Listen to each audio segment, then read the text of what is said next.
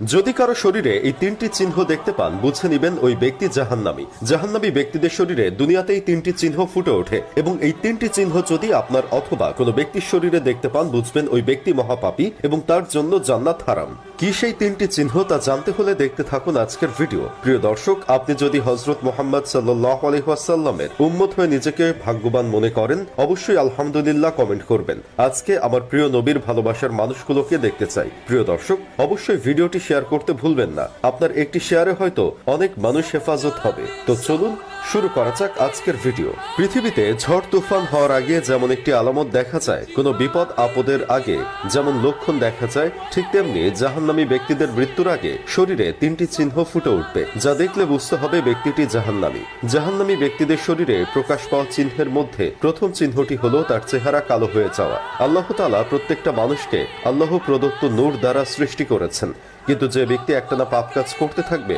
আল্লাহ তাআলা তার চেহারা থেকে রহমতের নূর উঠিয়ে নেয়। তাই যে ব্যক্তির দেখবেন দিন দিন চেহারা কালো হয়ে যাচ্ছে, ফ্যাকাশে হয়ে যাচ্ছে, দেখতে ভালো লাগছে না, বুঝে নেবেন ওই ব্যক্তিটি পাপ বেশি করে এবং এ কারণেই তার চেহারা থেকে আল্লাহ প্রদত্ত নূর উঠিয়ে নিয়েছেন।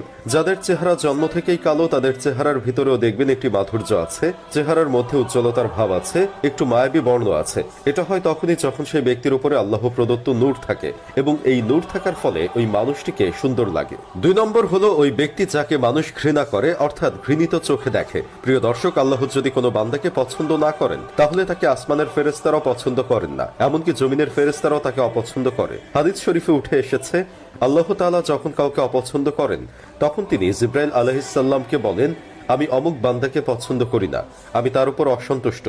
তখন জিবরাইল আলাইহিস সালাম ওই বান্দার উপর অসন্তুষ্ট হয় এবং সপ্তম আকাশে ঘোষণা করে দেন যে ওই ব্যক্তি আল্লাহর অপছন্দনীয় একজন বান্দা। তখন সপ্তম আকাশ থেকে সেটি প্রচার করতে করতে জমিনে থাকা ফেরেশতারাও তার উপরে অসন্তুষ্ট হয়। এজন্য মানুষও তাকে পছন্দ করে না। তাই যদি কাউকে দেখলে ঘৃণা লাগে, পছন্দ না হয়, দেখতে ভালো না লাগে, তাহলে বুঝতে হবে ওই ব্যক্তিটি জাহান্নামী। এবং 3 নম্বরে রয়েছে রিজিকের বারাকা কমে যাওয়া, সফলতা না পাওয়া। উক্ত ব্যক্তি যেদিকে হাত দেয় সেদিকেই ব্যর্থ হয়, ব্যর্থতা যেন তার পিছু ছাড়ে না। টাকা পয়সা অঢেল কামালেও তাতে বরকত থাকে না। গচ্ছিত টাকা কিভাবে খরচ হলো তার হিসাব সে রাখতে পারে না। দিন দিন তার সকল ধন সম্পদ ধূলিসাৎ হয়ে যায়। তার এক সময় অনেক আধিপত্য ছিল কিন্তু এখন নেই। এরকম কেউ হলে বুঝতে হবে ওই ব্যক্তির উপর আল্লাহ সন্তুষ্ট নয়, বরং ওই ব্যক্তি জাহান্নামী। আল্লাহ আমাদের সবাইকে জাহান্নামের কঠিন আযাব থেকে রক্ষা করুন, আমিন।